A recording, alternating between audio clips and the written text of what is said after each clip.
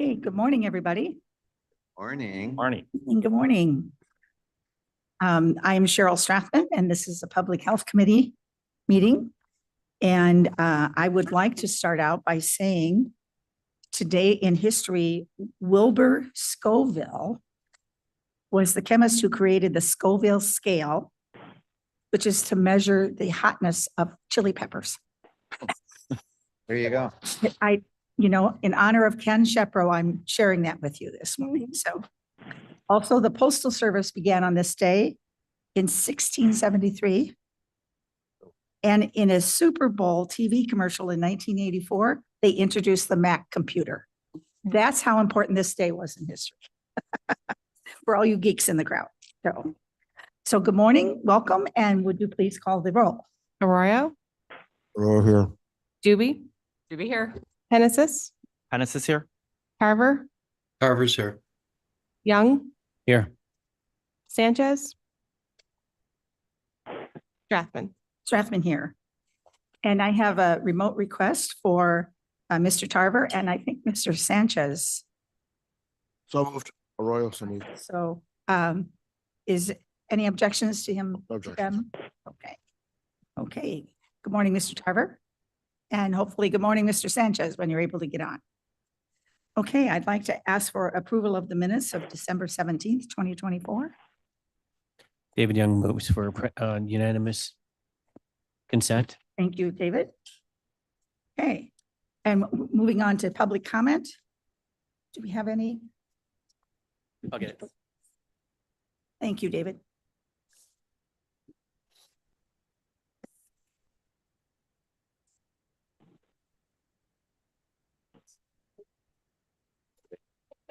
We allowed it 3 hours.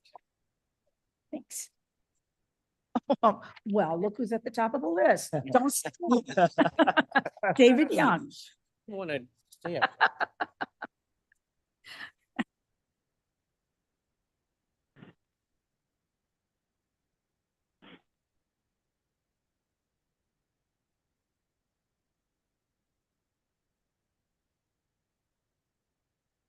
Hi, David Young. Today in history, I don't know about history, but today you mentioned some events going on for today.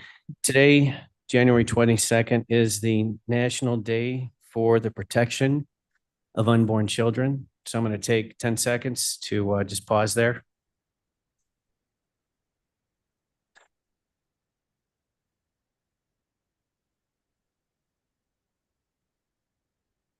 Thank you. The VAERS report is something I want to talk about. I've talked about it several months before, and I just looked on the website. It must have just changed this week. And there was a lot of data now put on the immunization page. It takes you to a VAERS page that talks about what VAERS is, the Vaccine Adverse Event Reporting System, how you can report something. So I really appreciate that being put onto the website. I really do. That's great. I think we need to go further with that. And last month, I want to bring up something that the director said about. He said that there are 10 to 15 pages of information about adverse effects of the vaccines, all the vaccines that are out there, including the COVID-19 vaccines. I couldn't find that anywhere on the website. I'd like to see that accessible. Maybe this is something that's a handout to patients when they get it at their doctor's office, but that would be helpful to have that as well in the same area. And I would appreciate that. As an update about the adverse effects of the COVID-19 vaccines from the Open VAERS report, as a reminder, VAERS is co-managed by the CDC and the FDA. So this isn't information that is being pulled from right-wing conspiracy websites and data. This is from our government. And from the beginning of the COVID-19 vaccines, the following has occurred: over 38,000 deaths, over 219,000 hospitalizations, over 29,000 reports of myocarditis and pericarditis, over 17,000 reports of Bell's palsy, over 5,000 miscarriages, over 22,000 heart attacks, and approximately 73,000 people have permanently been disabled and much more. Now, I love the fact that we have the VAERS data information linked. I would love to see this information that I just reported on that same website so that people can make an informed decision. Thank you.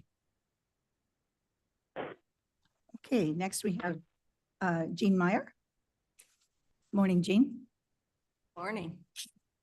Good morning. This is just going to be a few disjointed comments, but I have an article here from a pro-vaccination standpoint, but it's titled Louisiana Forbids Public Health Workers from Promoting COVID, Flu, and Mpox vaccines. And it says in November of last year, a group of high-level managers at the Louisiana Department of Health were told that department leadership had a new policy. Advertising or otherwise promoting the COVID, influenza, or Mpox vaccines, an established practice there, and at most other public health entities in the US must stop. So people are governments are gradually recognizing the fact that there are dangers and they're willing to stand apart. And that's true leadership. It's not just going with the flow, but it's doing what might be unpopular. So in that same vein, true science does not censor. All of the fact checking and removing people from Facebook and things that happened during COVID. And that was planned. Exercise 201 with Bill Gates and the John Hopkins Security Council, et cetera. That was planned to censor any so-called misinformation. But true science doesn't censor. They welcome questions. It's part of the scientific process. So we shall see what the Trump administration brings. Will it bring change? I don't really know. But here's another article, and this is by a famous cardiologist. He held the distinction of having the most peer-reviewed papers.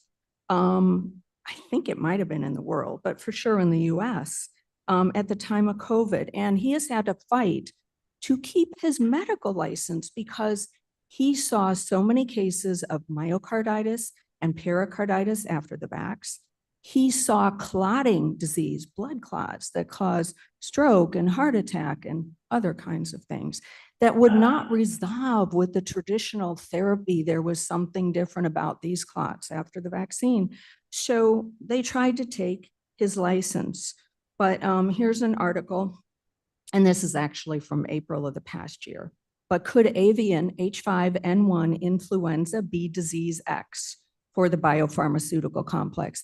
Now, we saw that California declared a state of emergency, but the diseases have been mild, but instead they're killing millions of chickens. So we're in Caputo's grocery store about 2 days ago, and the man in the produce department said, yeah, eggs are $20 a dozen. So would they rather starve us? Thank you. Good morning. Thank you. Thank you. Okay, I think that concludes our public speaking. Madam Chairman, as a point of order, not to give Mr. Young in his statements, but would his statements go preferred as a point of personal order or personal privilege? That way he's not limited by the time clock. And not as a member of the speaking, would it be not be best served as a point of personal privilege and not as a member of the speaking public? Because he is a member of this board. He should not limit himself to 3 minutes if he gave a point of personal order. Not against what you're saying, Mr. Young, just. I think David knows the rules, right?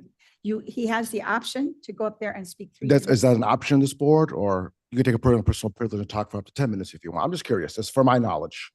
Or David has also spoken from his seat Right, and right. not been limited to the 3 minutes. Okay, I was curious what the procedure is here for future meetings.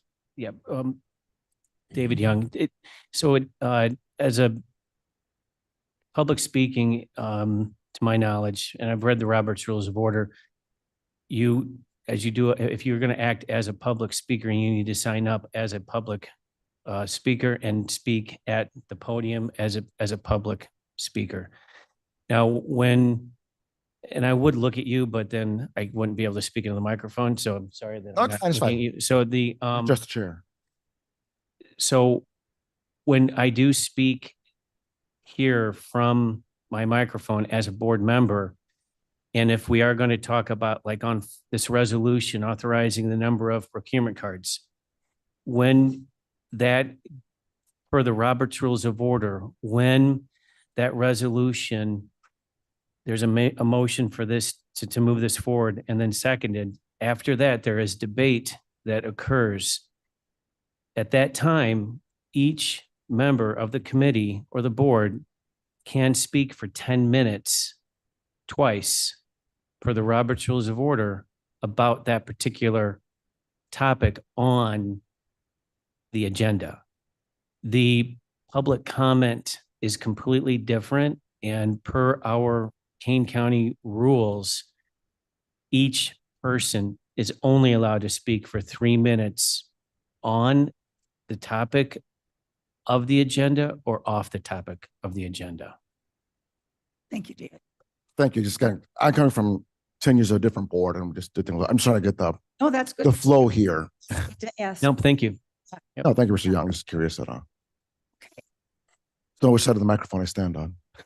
We all need to learn everything. Thank you, Mr. Latham. So thanks, David, for explaining. Thank you, Mr. Young. So the budgets are on file, are in your packet. Do we have any questions? The reports, okay. And good morning, Brett. How are you? Good morning, this everyone. Welcome to our new board members. As I offer everybody and then to anybody, please come visit. We always love to have people to come see what we do.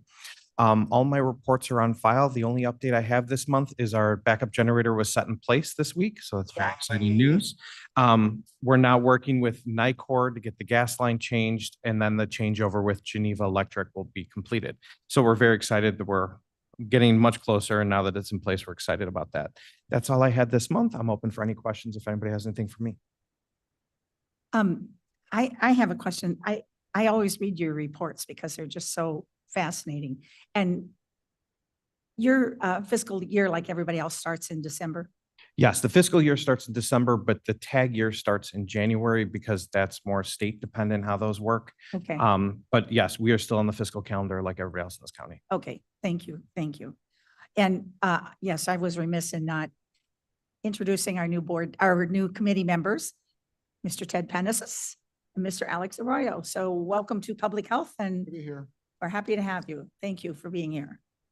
So thanks for the reminder.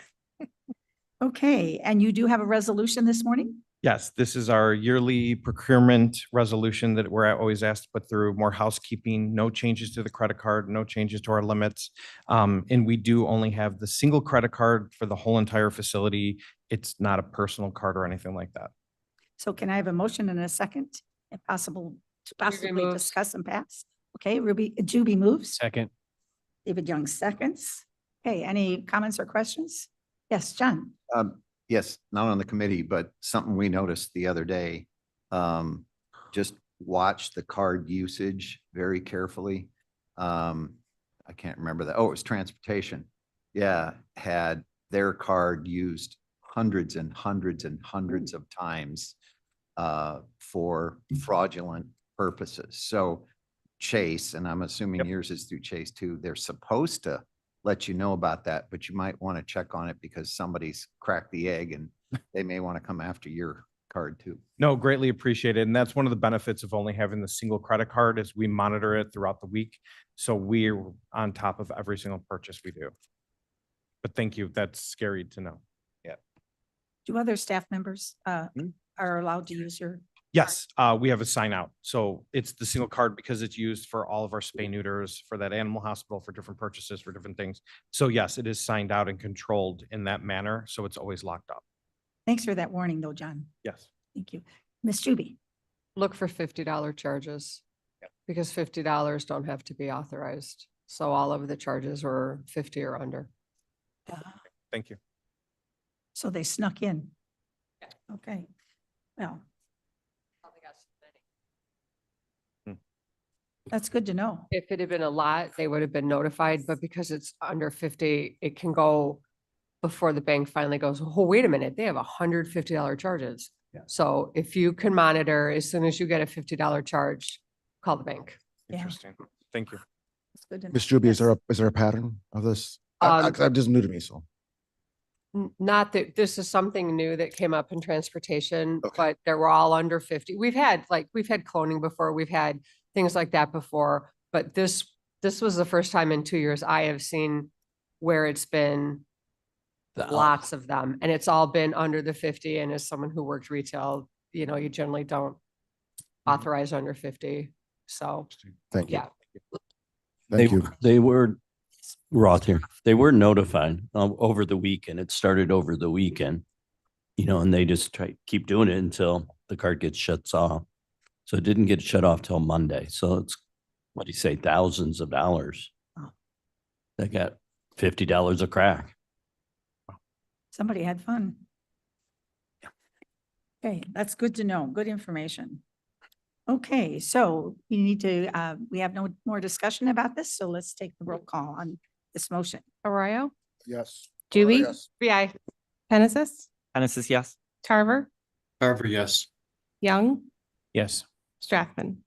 Yes, passes. Okay, Thank you. and now on to public health. Good morning. Good morning, everyone. Michael Isaacson, Director at the Health Department. Welcome to the new members and look forward to working with everybody. We have a lot of exciting things that are going to be going on in 2025. I have a brief presentation just to go over some basics for the Health Department. I think just some orientation, and then I'd love to. Would you introduce your staff? Oh, yeah, absolutely. Great idea. Thank you. See, now nobody noticed that you forgot to introduce the board members. I see. You put it rolls downhill. I see. No, I'm kidding. I'm so fortunate to work with an amazing team, and I'll talk about it here in the presentation as well, but really have some fantastic people. I'll start on my right end over there. We have our, thank you, Director of Planning and Information Management, Liz Alleman. So Liz is over our emergency planning, our epidemiology, our planning, not some emergency planning, but then our regular planning as well. Has a really dynamic team, and so we're really excited. This is a change we've made to really focus on getting information out to people, including you, policymakers, so that you can make the best decisions with the information we have. So welcome to Liz. Next to her, we have Uche Onwuda, who is our Director of Health Protection. Is that right? We changed our names around a little bit. I've worked with Uche for over 25 years. As a matter of fact, when I was in graduate school and I was doing a report on the Kane County Health Department, I came in and they said, Uche is the person that you need to talk to. So longtime friend, Uche has been our epidemiologist at the health department, so understands the ins and outs of all the data systems. But currently she is over two of our really core programs, which include environmental health. So looking at making sure that our food and water are safe, working with wells and septics out in the community. That's a really critical part of what we do at the health department. And then also she is managing our communicable disease control group, which is the dynamic folks who are working every single day following up when we get, there's over 100 reportable diseases.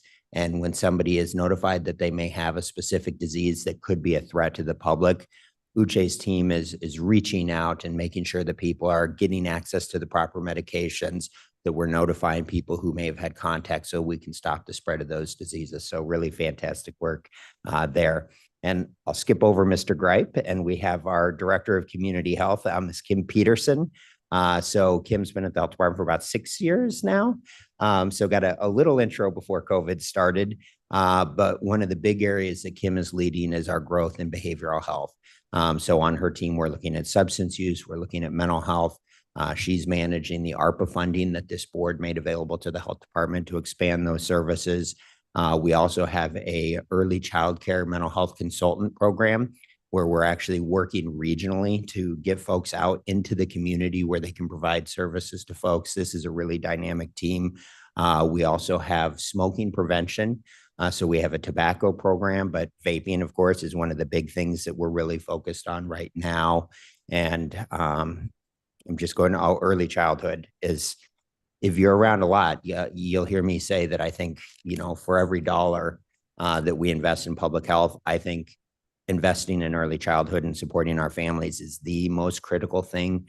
So Kim formally led those efforts directly as a facilitator for a group that we call AOK, or our All Our Kids Network. And now she has a wonderful team who's doing that. So not here today because she has a conflict is Laura Barrett, who is our other director. And she is over our public health nursing programs. So that includes the clinical side of going out for lead poisoning visits. Uche's team manages the environmental health side, but Laura's team manages the nursing side.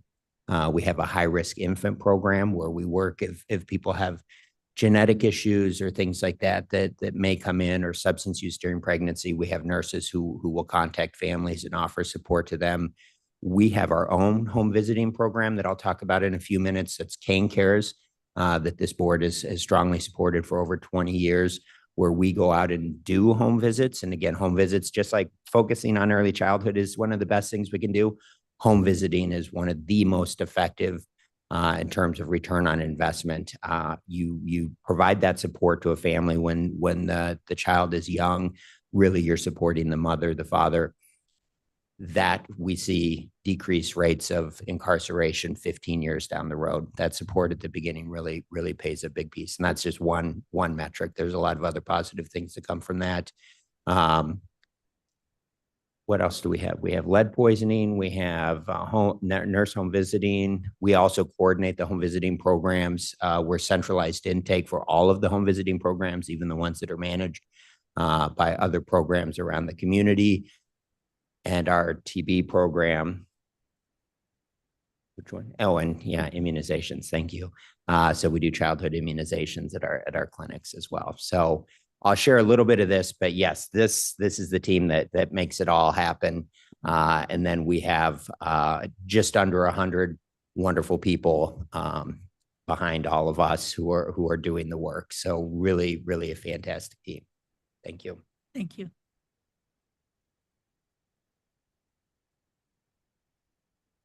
At a high level, and I won't spend too much time on this, but one way we look at public health is this wheel with the 10 essential public health services. In brief, we look at what's going on in the community and we identify where there's problems. So you can see on the wheel, we assess, we investigate, and then we do something about it. That's the second portion, which is called policy development there. So that could include communications. It could include mobilizing community partnerships, which is something that I think the Kane County Health Department is exceptional at. It could be putting policies in place to protect people, or using legal or regulatory action. So how we license our food establishments to make sure that we're minimizing the risk of health to people, of illness to people is one. And then you get over into assurance, where you have access and workforce. Innovation, and I mentioned our Kane Cares program. That's one that's part of a really well-researched program. So how are we contributing to the evidence base nationally? And then just maintaining a strong organizational capacity. And that's something that we saw nationwide during COVID, that our public health system at state and local levels was really strained. We've had over the past 15 years a tremendous outflow of professionals from public health. Certainly during COVID, we saw a lot of people leaving public health. So this is an area where we're losing a lot of skill and experience. So we really want to focus on, well, how do we manage that infrastructure so that we have the people with the knowledge who are there that can still do the work? Again, I think we're quite fortunate here in Kane County. The vision statement for the health department: every resident has the knowledge and access to opportunities to live their healthiest life possible. And just a couple of points I want to make about this statement is every resident, that's key. So we want to make sure that it's not just the people who are rich and have access to resources. It's not just the people who live in a certain community. We want to make sure that we're reaching out to everyone, that we can try to assure people have access to the information that's needed and access to the services that are needed, whether it's immunizations, access to screenings, et cetera. And then opportunities to live their healthiest life possible. This is where We believe, yes, you flip and there is responsibility that each individual, each one of us carries for our own health. So we want to give people the opportunities, but we also want to acknowledge that people have to take action for themselves. And so we're in a position where this is really a team process where we're working together with the public. Our mission statement: to improve health outcomes by working in partnership with the community to understand the cultural, environmental, historical, and social issues impacting our residents' health so we can effectively direct resources and services in an equitable and inclusive manner. Typically, I like fewer words just in general, but as we worked with our team to develop this, there was a lot of really important, I think, meaning that we didn't want to lose. So we have a bit of a longer mission statement, a couple key things. Obviously, our mission is to improve health outcomes. That's what we're here for. Are we making people healthier? How do we do that? As I mentioned, I think we're exceptionally good at this. We work together with people. We work with the schools. We work with the hospitals. We work with the clinics. We work with the food banks. We work with all these different organizations, municipalities, law enforcement, fire departments, et cetera. We can't do it by ourselves. This is all of us working together. Number one, you have to understand. I like, the old Stephen Covey, first seek to understand. We need to understand the cultural, environmental, historical, and social issues that impact our residents' health. Every one of us is different. Every one of us has had a different set of life experiences that shape how we view health and how we view accessing health. And whether that is encouraging somebody to quit smoking, encouraging somebody not to use drugs, encouraging somebody to seek treatment for an illness they may have, we're all coming at it differently. And we do not want to be in a position where we say, well, here, we've looked at the research and this is the right thing to do, so you should just do it. And if you don't, shame on you. We don't want to take that approach. What we want to do is we want to work with people. We want to understand where they're coming from. We want to understand what's important to them. And we want to find effective ways where we can get to a point, and again, back to our vision, where we are giving people the opportunities, and then it's on them really if they want to take advantage, because people have the freedom to choose how they want to live. So we understand those important things that are impacting people. And then we're directing resources and services. So where do we need certain services? We know that there's pockets in our community that may need more help in different areas. So we want to direct those services there. And I will say, and I think this is something that comes up a lot, and I'll talk a little more with when we look at substance use data in a few minutes. This is not just socioeconomic status.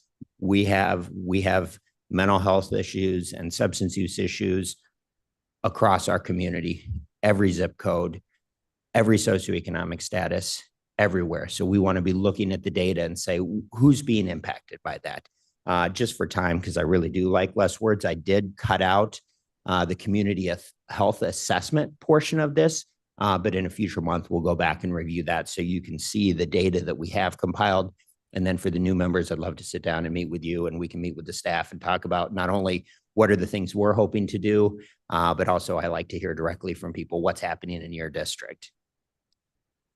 Our values: listening, respecting, helping, improving, and excelling. So number one, start with listening. Yes, we have a great trained team here with multiple master's degrees and a lot of expertise, but again, you can't walk up to somebody and say, you should quit smoking. You should lose weight. You should stop using drugs. You should stop having untreated mental illness. That almost never works because we're dealing with human beings here. So number one, how do we reach people? We listen. Number two, respecting different ideas. Even though it's kind of a hot button topic, I'll use COVID as a perfect example.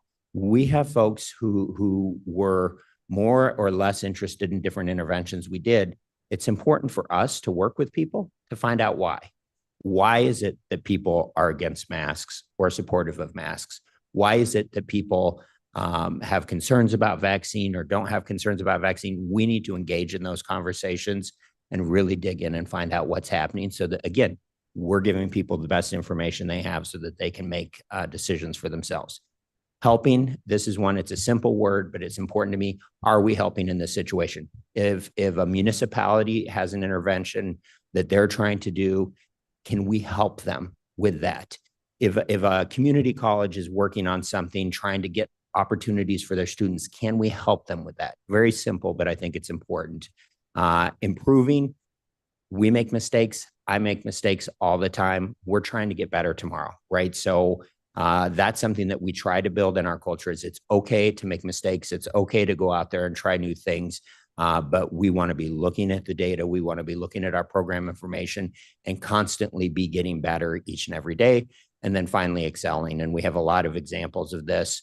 One that I think I've mentioned for a couple of months, but some of the work we've been doing with our parents around children's mental health, and it's been expanding.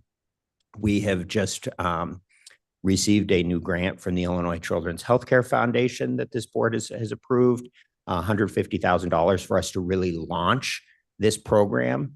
And so that it's no longer something that's just the state, but are just managed by us at county government rather, but it's launching as its own organization.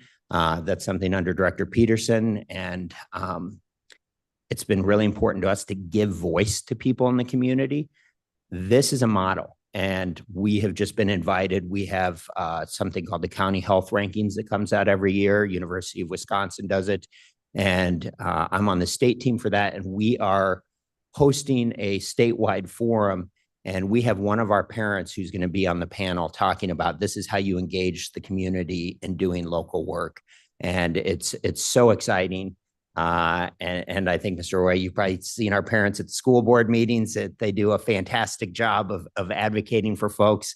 But this is what we mean. We want people around the state to know who we are, and we want people around the country to be asking us, how did you do that? So again, based on the excellent work of the team here, we have that.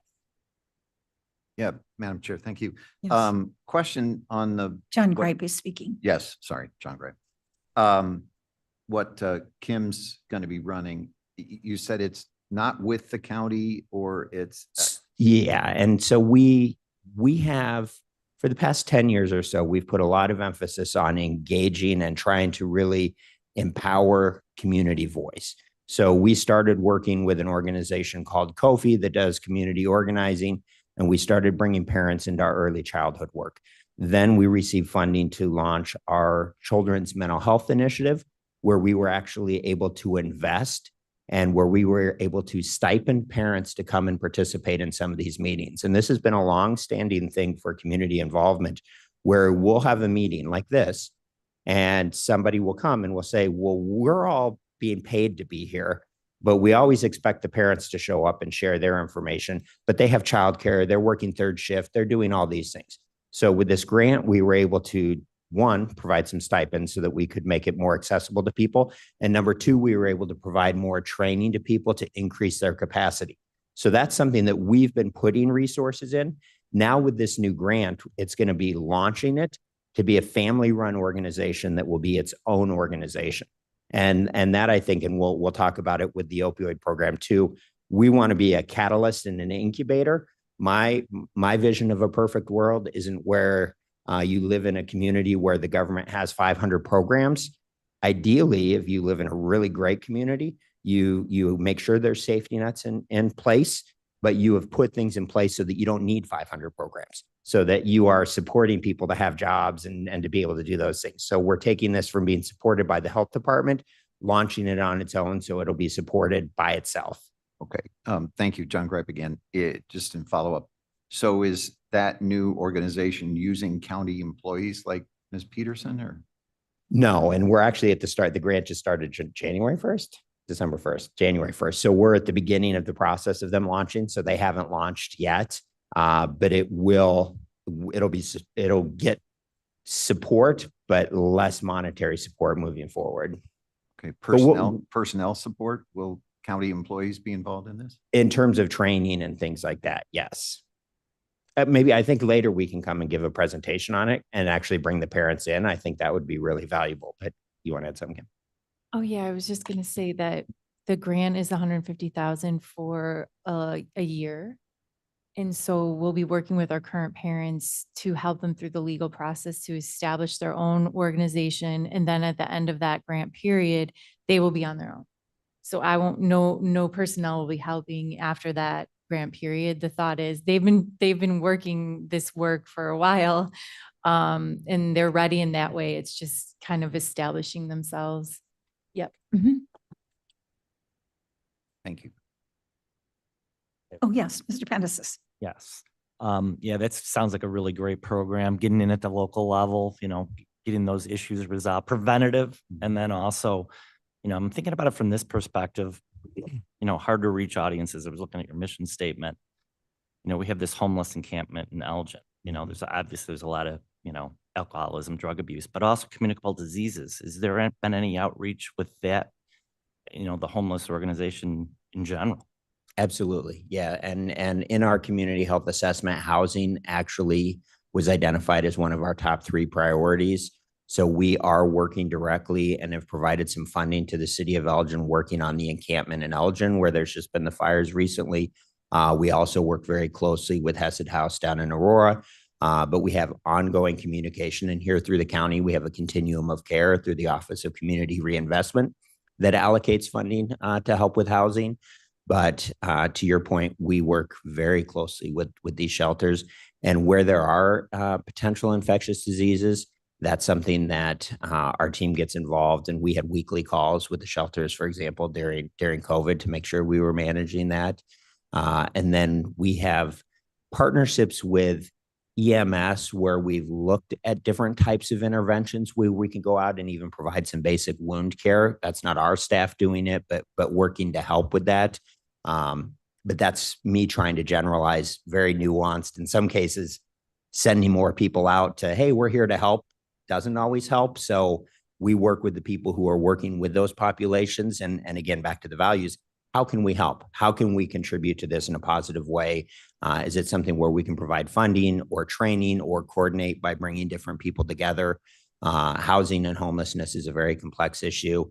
It's different in different parts of the county. How, in Northern Kane County, they don't have a large, low threshold shelter like they have in Aurora. So the way homelessness manifests itself looks entirely different in Elgin than it does in Aurora. But it's a big issue still. Thank you. Madam Chairman, if I may, Arroyo here. You mentioned. Yes, Mr. Rivera. Thank you, ma'am. You mentioned that you're taking the parents to organize themselves, right? Put the microphone right up to your mouth, please. Louder, okay. When the funding runs out, are the parents going to be trained on how to continue on once you all leave? Well, is fundraising part of the program for the training of the parents? I've seen many programs start when the money's out, everyone disappears and dissipates. So will it be ongoing? Yes. Thank you. So again, they've been doing this work for many years under us now. And so they've had experience, invoicing, billing, different things like that. And then this year will really be specific to training them on all of those aspects of running a business. How to gain their own LLC, how to file taxes, how to manage the money, how to do different, maybe even explore Medicaid billing for different services, because they provide a bulk of peer services, which are super important and very evidence-based in our community, especially for the Spanish-speaking population. So that will all be part of this year, is really to immerse them in this training, and then they will be successful in their establishment of their own business and how to run that and maintain that. Madam Chairman, if I continue, may I continue? Yes. Are you partnering with the community colleges in Aurora and Elgin for this training, or is this all done in-house? The training for them will be established through the grant funders mostly. They have it all set up through the Illinois Children's Health Care Foundation. And then the support we give them is obviously promoting their peer services like the parent cafes. And just when families are experiencing stress and things around their children's mental health, they're there to just provide that peer support. Like, I've been through this, here's how you can navigate the system type of thing. And we do always have contact with ECC in Waubonsie, even Aurora University at different levels. What research projects are they doing there, and how can we integrate that? Our staff social workers there are often interested in what we're doing and try to participate in different ways. So it's not like a formal thing, but yes, we're always in contact with those folks and all of our different partners throughout the community. Great. Thank you. Thank you, Madam Chairman. It's very exciting. I think bringing the parents in and talking about it, I think it's such an exciting. We did do that for our new Yes. members. We did that last year and they got a standing ovation. It's They were powerful. so impressive. So maybe we can do that again sometime Definitely. this year. It was great. They're an impressive group of women. And I saved the most interesting stuff for the middle here. So here's our state mandates. If you're interested in where we derive our public health authority, it's through the state. This will be part of the record if you want to look into it. These are some of the things, including what we need to do to be a certified health department in the state of Illinois. But these are three of the main pieces of code that allow us power, including responsibility for conducting community health assessments, and then granting us authority for infectious disease and environmental health issues. Here's our org chart. Chairman Strathman beat me to the punch, but this is the fantastic people that we have on our team here at the health department. The green boxes across the top there represent the fine folks that you see in the room here. But we do have a team of almost 100 employees who are out there doing a variety of interventions to make Kane County a better place to live by keeping people healthy and safe. Again, happy to meet with any of the board members, and we want to do a better job of bringing in, just like we've done with the parents, highlighting specific programs, just coming in for a quick 5 or 10 minute overview of specific programs so you can see more about what's going on there. So I can send a copy of this if people are interested. I think that would be a great idea. Very Send it good. out to us all. The health department gets manages its funding through 3 primary funds. We have the opioid settlement fund, the general county health fund, specific Kane Cares fund, and the ARPA fund. The opioid settlement fund is money from lawsuits that are going on around the country with pharmacies and drug manufacturers, where the county is party to those lawsuits and gets ongoing funding. We've received about $1.3 million so far. This is identified as being a health department fund. All of the funding decisions are made by a separate ad hoc committee that is made up of myself as director of the health department, Chairman Strathman as director of the public health committee, the coroner, the state's attorney, and the sheriff. So that 5-person panel makes the funding decisions. Thus far, we've invested in substance use treatment in the community. We've made investments in the lab that the coroner's office and the sheriff's office utilizes, and we've made investments through court services in some of our specialty courts. So it's listed under the health department, but it's this separate committee that manages that. The County Health Fund and Kane Cares. Kane Cares was separated out over 20 years ago as its own fund. So that again is our home visiting program. And then the ARPA funds is this time-bound, well, you're aware of ARPA funding, but this is the behavioral health portion of it that is run through. All the finances are managed a little bit separately just because we have all of the requirements for that federal funding. Our county health fund is about $9.5 million this year for our budget is what we have in there. And the Kane Cares Fund is $685,000. As you can see, these are our main operational funding sources. So again, the ARPA funding is an exciting opportunity through 2026. The opioid funding is separate. These 2 funds are our primary ongoing operating.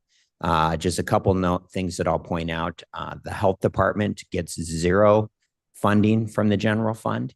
So we have a special tax levy where we get $2 million, just under $2 million to support the health department. So you can see out of our whole budget, that is about 20% of funding for the health department comes from local taxes. Just like many of our other departments, that has not increased in 15 years. So even though we've seen increases in healthcare costs and salaries, et cetera, the funding from local tax revenue has maintained as it is for many others.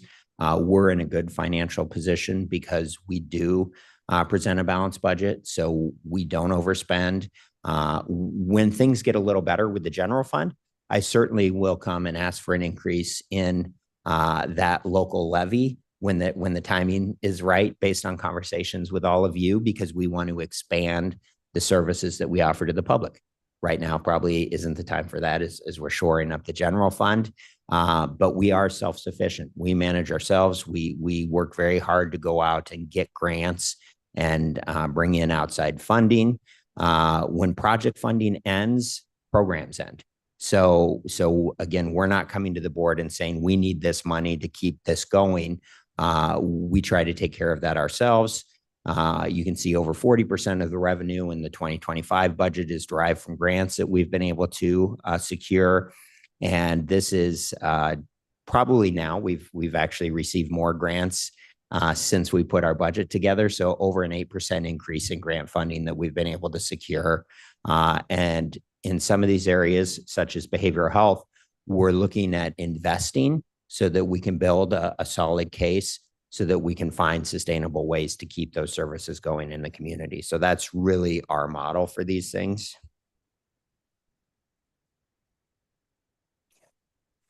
Yes, Mr. Gripe. Yes, thank you, John Gripe. I appreciate that when the money's not there, you direct your efforts elsewhere.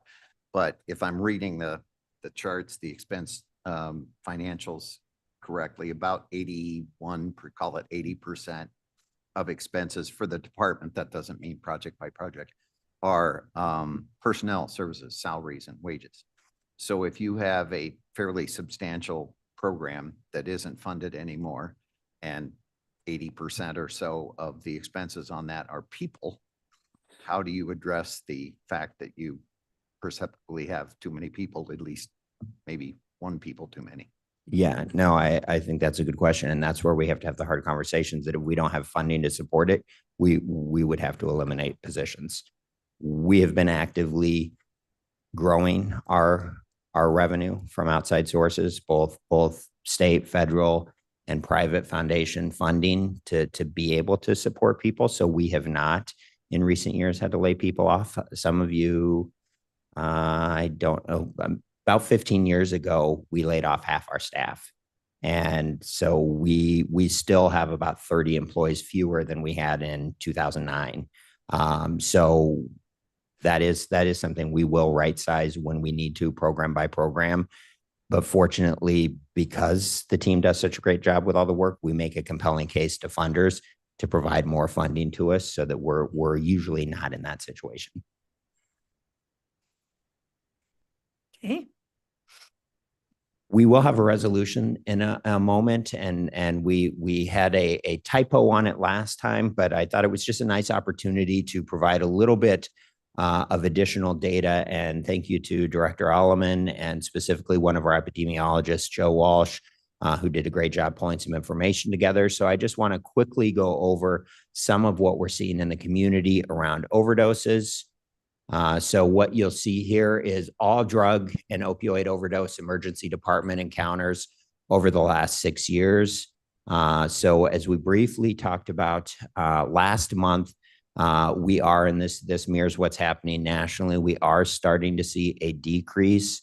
So the blue is for all drug overdoses, and the orange is when they specifically identify that it is an opioid. It's not always identified depending on what kind of toxicology goes into it. But you can see this includes the 2024 data, where we continue to see a reduction, which is excellent. The team works very hard at the health department to get education and naloxone out into the community. But also we have a tremendous network of folks that are out there doing this work every day, trying to reduce substance use. Unfortunately, even as these numbers go down, it continues to be a big problem in our community. looking at the proportion of emergency department visits, you can see it's about evenly split. And for all of our data is, and we'll talk about this in committee as we go on, there's lots of ways to look at information and what it means. And this is an example that I'll talk about today where there's some nuance where, well, wait a minute, why is the health department saying a different number than what the coroner said? Or why is this different than what I saw on the news? It depends on how you're slicing and dicing it. These charts here are looking at emergency department visits at our facilities. So we have 5 hospitals in Kane County. So this is people regardless of where they live. So these could be Cook County residents or Will County residents. This chart right here is looking at our facilities, what's happening. So again, evenly split with females and males. And then for opioids, it skews a little bit more male. Looking at fatalities, and this of course is at the end, the main thing that we're trying to prevent. So again, some good news that we are seeing a reduction, but this is still too many of our residents that we're losing. This chart is looking at people who live in Kane County, regardless of where they died. The coroner's office looks at who dies in Kane County, and we work very closely with the coroner's office, including on data. But this is some information that Director Alleman's team is able to pull together. So if a Kane County resident, and for Aurora is in 4 counties, Elgin is in multiple counties. If a Kane County resident dies in another community, they would show up on this chart. So we're seeing a reduction here over from the peak in 2021. But still too many people we're losing. I had one of my best friends just lost his nephew to a fatal overdose last month. And this is something, and I know unfortunately with our board, we have several members who've been touched by fatal overdoses. So seen improvement, but still a lot of work to do. Madam Mr. Chair. Young? Thank you, David Young. I have a question. To the, on 2023 number, that's 149 total, or is that 83 total? 83 total. And 66 were opioid. That's correct. And one more question. Sure. What the opioid, obviously the big drug they're talking about is fentanyl. Is most of that fentanyl related, the 66? We do have the data, yes. And we do have the data on specifically what substances are in a person's body when they die. There is some nuance in that because sometimes it's people who may use drugs, so they may have a lot of substances in their body. Right. What we are seeing is heroin deaths have declined sharply over the past 5 years. As you mentioned, fentanyl is really popping up, and fentanyl being found in other things like cocaine that people may have been using and not expected it to have an opioid in it. We're seeing fatalities there as well. So would it be fair to say that 90% of all deaths of that 83 are fentanyl related? I can get you that specific. I'm just number. curious. Yeah, it is the majority. Yes. Yeah, I think that's, I don't know if I could say 90, but it's the majority. That I see Director Alleman's on her phone. So we'll see what our epidemiologists shoot over to us. We get full toxicology on most cases. This is from IDPH vital records. So I'm not sure if we have that specificity. Oh yeah, Director Alleman. Yeah, so for the 66 deaths in 2023, 59 were due to synthetic opioids, so fentanyl. And then less than 10 for any other kind of opioid. Great question. Mr. Genesis, you had a question? Yeah, I'll like to follow up on that. So basically when we're talking fentanyl or opioids, that has to be the overriding reason for the overdose. Is that how that 66 number comes up? How do you, I don't know how you separate it because there's other drugs involved, right? Yes, so how we look at these, and this is also where I'm like, hopefully Joe's listening closely.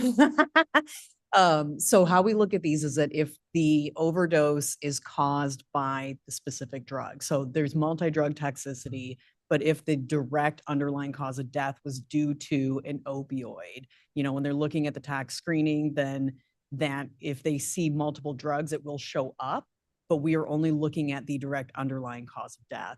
for these numbers. Got it. Thank you. And there's an art and a science to it. And sometimes when we're looking at coroner data, people don't understand why we don't get the previous year's information. Like we won't get it potentially for a couple of months because they're still investigating cases and really trying to make determinations on all of those cases. But sometimes in the multi-drug tox reports, you could have a list of 10 plus things. It's Yes, Mr. Young. Hi, David Young. One thought that came to me, actually the other day is that, President Trump just signed an executive order, saying that the cartels are terrorist organizations. And to my knowledge, I think this is right, that the fentanyl it's most of it is manufactured in China, and then it comes through Mexico through the cartels. That's my understanding. So if they can shut down, and most of that fentanyl is muled in, for whatever lack of a better word, muled in by the cartels, then there could be a possibility that these could significantly drop in 2025. Wow, that'd be great, wouldn't it? Yeah. Yeah, and I think from a public health perspective, and I agree with what you're saying, supply is one side of it, and the consumer is the other side. And frequently, people who utilize drugs have underlying issues that they're trying to cover. So our focus is more on that side. We work with the Sheriff's Department. The Department of Justice will come in and present to our opioid task force on what they're seeing. Certainly, we've seen, as evidenced by these lawsuits, even the quote unquote formal systems we have in the country, with the way opioids were overprescribed for many years, contributed to the problem. So that was before fentanyl was even an issue. So I think when you're looking at substance use, behavioral health is an underlying determinant. I think that we want to keep in mind. But yeah, I think that's a good point. Any way we can do it, but we've never been able to shut off supply for any drug, right? Right. We tried it with alcohol even, and even that we weren't too They always successful, seem right? to find a way, Yes, unfortunately. unfortunately. And it is, again, people are using it as a coping mechanism in many cases. Okay. So for fatalities, it tends to be more males. And again, this is nice that we have this from 2018 to 23. So, you know, unfortunately, the numbers are bigger, but simply from a mathematical perspective, it gives you a better idea of what's happening. And then looking at county residents for both of these, for the opioids, about 7 out of 10 fatalities are male. And then some of the good work that's going on, and this is a limited number here, I think, that only tells a part of the story, but the naloxone, which again is the medication that we really promote out in the community to reverse overdoses.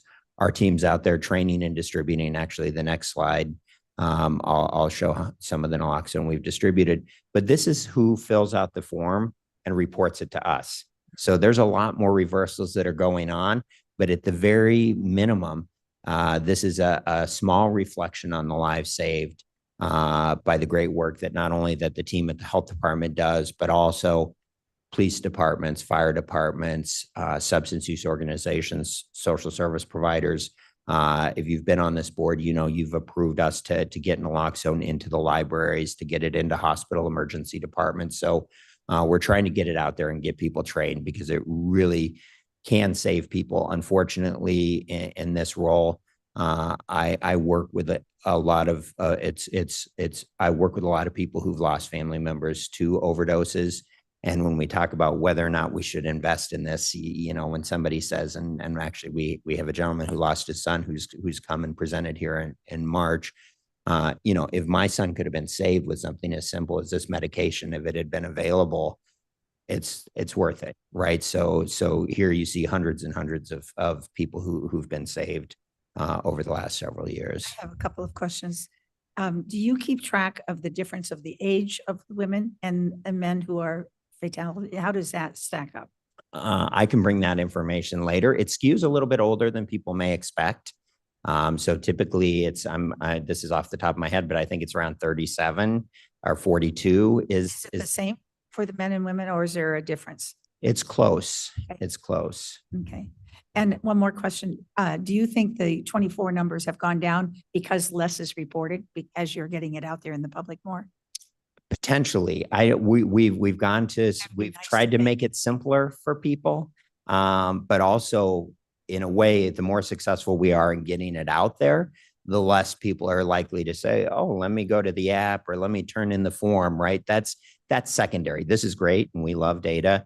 The main thing is that people remain saved. And back to Mr. Pennis's question about like the homeless encampments, we have folks who go out there, there may be naloxone literally strapped to a tree that's there, that's available for someone. If they overdose, we're not getting a report for them, but that may save someone's life, right? Mr. Pennis, did you have a question? Well, I was gonna kind of ask about that. And it's a pretty significant drop there on the reported number of reversals. Are those, final numbers for 2024? Or is there more numbers that are going to be coming in? Because that's a pretty significant drop. Yeah, no, I those are our final numbers, but I think we're just doing a better job getting it out there to more partners, and it may be, and I don't know if Director Peterson has thoughts, and this is speculation. During COVID, perhaps people had more opportunity where they could sit and do the form and send it in to us, and now that we're back to normal, quote unquote, whatever that is, that people are busier. But I don't know. Do you have any guesses? Yeah, I think it's mainly, as Michael mentioned, the report forms mostly come from police officers. And we've tried to make it a lot easier where they just click a link on their phone and fill it out really quick. But, they're busy with their jobs, and a lot of times it doesn't happen for whatever reason. And that's like one of our only sources. So as Michael had mentioned, the public isn't necessarily going to report it. We welcome them to. We would hope that for the cleanliness of our data that they would. But honestly, if your friend's overdosing and you administer naloxone and save them, the likelihood of just a general person in the general population reporting that is very low. So like Michael said, I think once the general population is now aware of this medication, they can access it.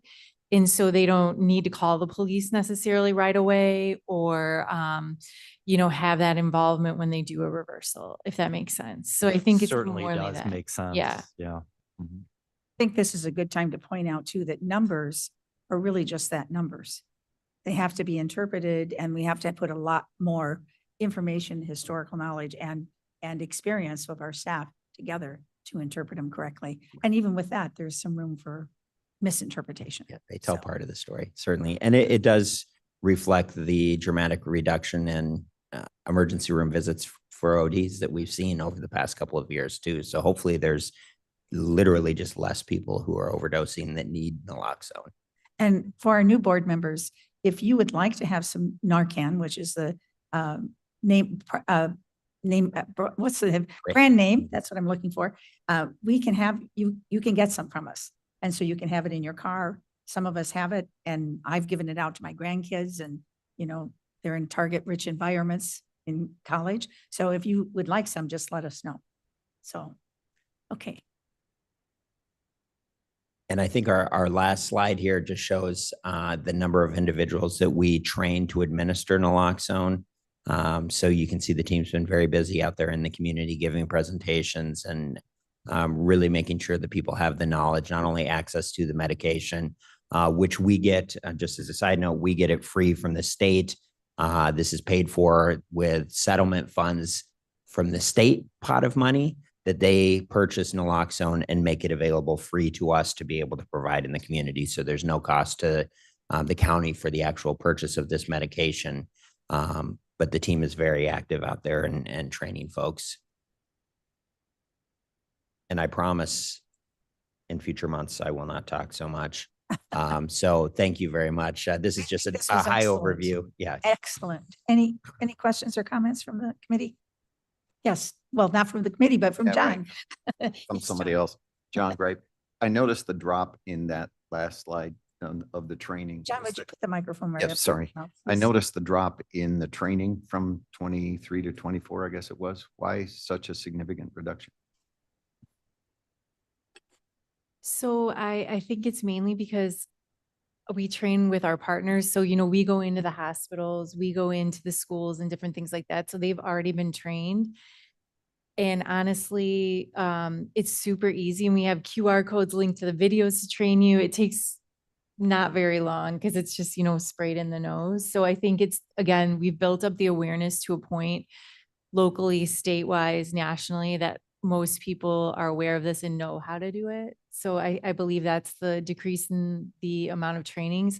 But as we're seeing that, now we're pivoting more to get into bars and restaurants and gas stations. So that's my team's new objective, is to go to these places where people that do have substance use issues will frequent, to make sure that those areas are stocked with naloxone and that they're a naloxone partner. Yeah, thank you. That's occurred to me, you've done the big list. Then you get down to homeless shelters and homeless encampments and like Ted mentioned, and then schools and then churches that have ministries that, on and on and on. There's a lot of other people. That's good. Thank you. It's like that pebble in the water, right? It goes out. and affects- But that being said, if you know of any organization or group that wants the training, our team can come out and train and also provide them with naloxone. We can deliver it. They can pick it up. It's also available in our lobby. And we're about to place more of the dispensers around the community. Thank you. Yes, John? Just a quick follow-up question, John Gray. How long does it last? If I'm storing it somewhere around a tree or something? It's 3 years is what it says now. It was just extended about a year ago, but there's tests on efficacy. Obviously, we follow the label, but there's tests that show that it lasts years longer than that. Okay. But in terms of the best by date that's actually on there, it's still 3 years, or they just extended again? I believe so, but yeah, the tests show up to 20 years that it could still be effective. So I would say even if it's old and you're in a situation, administer it. Will it be as effective? Maybe not. The one thing is, do not let it freeze. So a lot of us keep it in our car, but I keep mine in my purse, just because if you leave it out in the freezing too long, it will lose efficacy. The heat seems to be okay, but again, any extreme temps we would warn against. Okay. Yes, Mr. Roth. A couple of months ago in public health, we had that, you were doing the presentation on it about, potentially putting in more restaurants. I think the question came up that maybe we need to train like the waitresses and everyone in the restaurants, because, people that may just grab it as oh, this is cool, I'll take it, and then throw it away. Are you taking that approach now? Yes, they will be. Okay. They're just going, calling door to door and things like that, but they have trained gas station staff so far. And additionally, on the boxes, we have a QR code that links to local resources for treatment. So it's not like we're just saying, here, Right. go ahead and administer this information. There's also a lot of pathways involved in this to treatment and other harm reduction services and information. Thank you. Madam Chairman, Yes, Mr. right Roth. here. From my knowledge, how is it administered? Is it oral, is it injection, or is it a pill? Or? Yeah, we should have Sharon come out and do another training. Really, Thinking the same thing. yeah, it's kind of like CPR. You check, try to wake them up, and then it's a nasal spray. So you just do one spray in each nostril and turn them on their side, and they should wake up within a couple minutes. And if not, you can administer another spray. And it's as safe as water. There's, aside from throwing someone who is an opioid user into immediate withdrawal, which makes them a little irritable and sick, there are no long-term side effects. There are no, so even if they're not experiencing an overdose, it's not going to hurt them. And is it single use or multiple use? Single use. So yeah, you don't want to, like a lot of us have the urge to prime it, just to see if it's working. You don't want to do that because that's going to waste it. So. Thank you, Madam Chairman. Thank you. Okay. Michael, you have talked a lot today, but we really appreciate all the information you've brought together for us today. So, and now we have a resolution. We do, and this is the same resolution that the committee passed. We did have a typo on the data and not to overdo it, but just because getting you correct information is one of our priorities. That's why we thought we'd bring it back, spend a little more time talking about the data. So it's the same resolution that was passed last time. This is a grant to Northwestern Del Nor Hospital. It is to provide a $50,000 award to them, and this is to provide support for a peer. Again, just a bit of background. We were one of 5 health departments in the United States who was identified to participate in this project. We received funding and training through the National Association of City and County Health Officials. With this grant, we actually sent personnel from Northwestern Medicine and Ascension Health System. We sent them to Baltimore. Again, the same model as the parents. We could have gone, and that would have been fun. And I like crab cakes. I would have loved to go to Baltimore to learn. But what we're trying to do is be a catalyst for change. So rather than the health department staff going, we sent the leads for behavioral health for these 2 health systems that represent 3 of our hospitals in Kane County, so that they could go and tour hospitals in the Baltimore area that had mature peer-to-peer programs in place. I think this contributed. Now all 5 of our hospitals are working with peer programs. And I know Commissioner Tarver had sent an email requesting some information on how the program works. In this particular case with Northwestern Medicine, they are hiring the peer as their employee. So we're investing $50,000. They have committed to keep this going. We get questions about timing. They try to match when the person is working, when they're seeing people come in. So again, this is a balance. When you're putting resources into this, you don't want to hire a peer who's just going to sit and not have people to talk to. By having the peer, and a peer is someone who has lived experience, so that they can go in and talk. And we have wonderful doctors and nurses and staff in our hospitals. But it is an evidence-based intervention to have somebody who's been through it to go and just sit down with that person. And they could have come in because of an overdose, or because it's a staff person. Now it broadens it out to say, okay, we can look on the floors and see who's admitted that may be in because they have a broken arm or something, or beginning a procedure, but we see they may have substance use, including alcohol, which is often an antecedent to these other things, that we can go in and just have a conversation with them and share resources, give them encouragement. And again, this, it's one of these things that sounds soft around the edges, but is incredibly effective at getting people into treatment. So with this particular model, Northwestern is going to be hiring a person.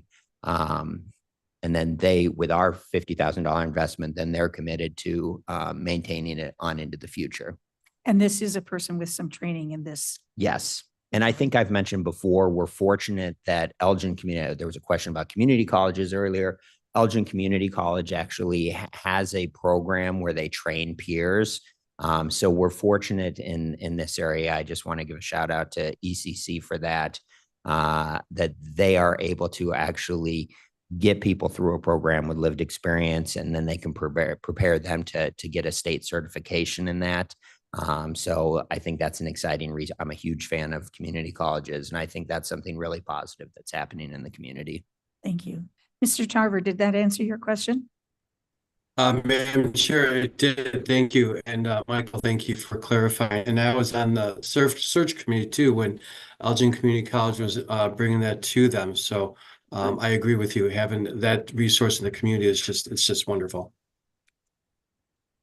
Okay, so can I have a motion and a second for the resolution authorizing opioid response community implementation project? I make a motion to authorize the resolution. And I need a second. Judy seconds. Carver seconds. Okay, Give it to Bill. We'll give it to Tarver. Okay, so we'll have Pennises and Tarver. So any more discussion or questions? Yes, Ms. Juby. I just have a comment that peer-to-peer programs across all disciplines are highly effective, and there's a tremendous amount of data if someone wants to go down the rabbit hole. So thank you for following this long enough that we can actually maybe get it going. That would be great. So thank Important you. work. Thank you for that comment. And if I may, just with what we've listed as our values and our mission, and I think as we talk about the parent, peer-to-peer is key. It has an evidence base, but of course, the people who are living it have the understanding. So how can we support them with additional training and knowledge? I think the more we can do, the better. Absolutely. Okay, please take the roll. Arroyo, Oh, yes. Dewey, GBI. Genesis, Genesis, yes. Tarver, Carver, yes. Young, Yes. Strathman. Yes. Okay, motion passes. Thank you. Okay, I'd like to have a motion to place the reports on file. Royal moves. And Mr. Royal, did you want to do a unanimous? Oh, yes, okay. Different mindset. That's okay. Okay. Any objection? Okay, thank you. They are placed on file. We do need an executive session this morning. So I need a motion and a second to go into executive session. Motion. Do you want to do it? Tarver and Did I beat Judy? you? Never, go ahead. Or why are we going into executive session? Oh, For the review of closed session. I then? guess you could have this one. No, it's okay, you can take it. Good. so David, you said for review of I didn't, but let's just say that I did. And I will take that. That's fine. Get him. Thank you, Leslie. for okay, all in teaching me. favor? We can take a voice vote on going into executive session or no? No, roll call. Okay, roll call, please. Arroyo, Oh, yes. Dewey, GBI. Genesis, Genesis, yes. Tarver, Carver, yes. Young, Yes. Strathman. Yes. Okay, give us a couple of minutes to get into closed session and we'll have people who are in the audience ask you to step out while we go into our closed session. Madam Chair, Yes, Mr. Tarver. I am unable to stay through the closed session. I just want to let you know I had to depart off of the remote attendance. Okay, Thank you very much. thank you for being here today. Okay, everybody online that's joining us in the closed session, please accept the invite. I will let you know when we are all together again. If you are in the room and on your computer, you must also accept the invite and join the digital part of the closed session. You can stay. Yeah, yeah. I don't think there's a reason to leave. More than thank you. That's what Francis said. You can stay if you'd like. Right, there's no reason to. No, you can start. Yeah. That's what I thought. That's what I thought. I am missing one person in the room who has joined digitally, has not joined the closed session. And I have one online person that has not joined. We cannot begin until everybody is in the closed session. I did. I have one person in the room that still has not joined.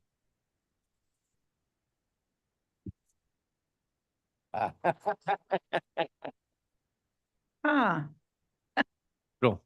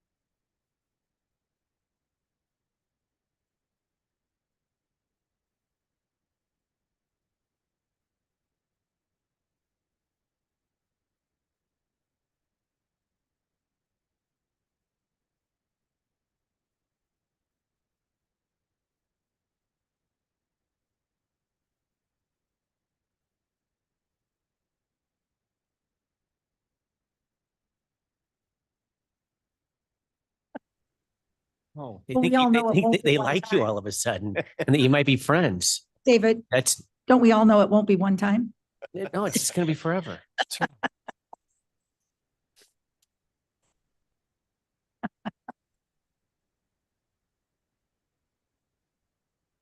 No, we need to take voice attendance, right? Yes. Okay, we're just waiting for Blair to tell us we're back. All right, you are in open session. Okay, thank you. Please call the roll for attendance. Arroyo, We're here. Juby, Should be here. Genesis, Dennis is here. Tarver. Oh, sorry, Young, Carver's Here. Sanchez. Oh, he's not here. Strathman. Strathman here. Okay, I'd like to have a motion and a second to release the, to follow the advice of State's Attorney Assistant. Juby moves to release the closed session minutes Exhibit A. Thank you. Second, Who was the second? David Young. Thank you. Okay, please call the roll. Arroyo, We're here, yes. Juby, Juby, aye. Genesis, Dennis is yes. Young, Yes. Strathman. Strathman, yes. Okay, I got through it. Okay, any new business? Anybody? Yep, Dave. Oh, yes, David? David Young. I was driving here and this, I think maybe public health. It's definitely public safety. I'm sure that this kid was driving into school and as I was going southbound, they're going northbound and the car ran off the road. I'm sure they were texting and driving.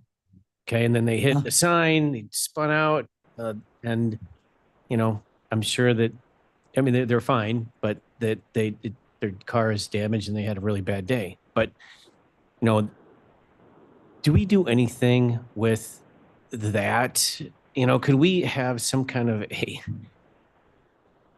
I don't know whether it would be a campaign or something that would just be sent out, whether it's an email or something, when you go to schools, you just say, hey, texting and driving, or even trying to looking at my daughter does this. I mean, looks at the screen on the touch screen as she's navigating. I'm like, no. You could take your eyes off for a second, right? And if there's a little curve coming up, that's what happened to this person. Little curve just came up, and the next thing you know, they're going straight. Now they're in gravel, and they spun out, and so I don't know. I'm just bringing that up as something that we could all do better. I mean, I'm definitely guilty of texting and driving, but I mean, that's dangerous. So I just wanted to bring that up. Yeah, no, we'll absolutely put more information out about that. And then we do meet monthly with the schools. So we'll Okay. include that in our It is a conversation.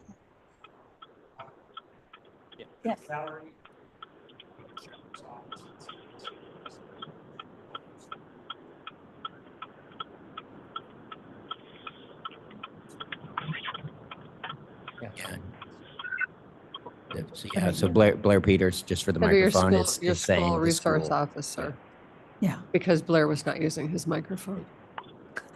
I did hear a chicken. Is that the But we don't use names either. Any other comments or questions? Yeah, to, Thank you, David. That's a good, And, I would just like to add too, I don't think we should point out young people. I think older people are probably even everybody. worse. Yes. Yeah. All of Yeah. us. Me. Yeah. I saw that. I was like, good it's a job. reminder, isn't it? Yes. Then Stop texting me. Yeah.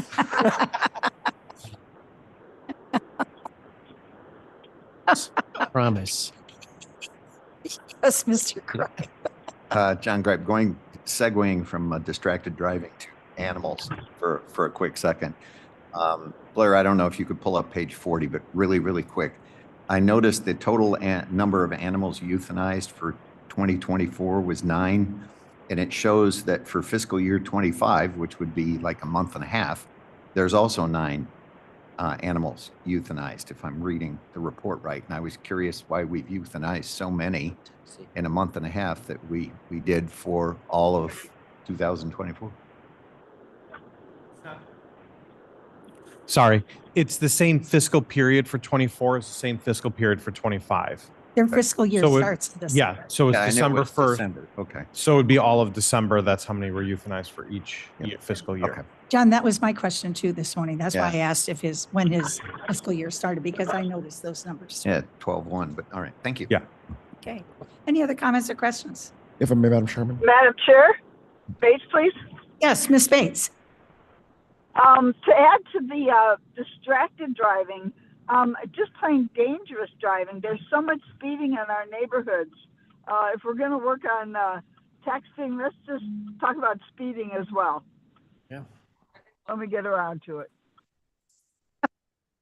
And speeding. And And speaking on phones while we're driving and being on Zoom meetings, and yes, we're all guilty and we all need some work with that. But yes, all of it is a problem. So, Madam Chairman, it's part of our public safety problems too. So, and Madam Chair, if I may, yes, quick question for the Health Department Chair. When I was in high school, every 2 years you got a presentation. From the this is coroner's Mr. office. Arroyo. Oh, I speaking. apologize, Mr. Roy. We had a presentation from the coroner's office in Kearns, and every 2 years, the DUI, they brought the crash car to our front lawn. We had to look at the impact. Has anything done that way still for the high schools or? I know it is still done. Our office doesn't do it, but I'll check into it. But I'm just curious though. yeah, I think local law enforcement, I've seen the crash cars outside the high schools. Yeah. Which if you haven't done They it have the blood stains and everything on them. for proms, yes. During Yeah. prom, you said? Thank you this morning for an excellent, excellent meeting. Lots of good information, lots of good questions and comments. Thank you so much, and we will see you next month. I would need a motion to adjourn. Motion to adjourn. Second. All in favor? Aye. Thank you so much.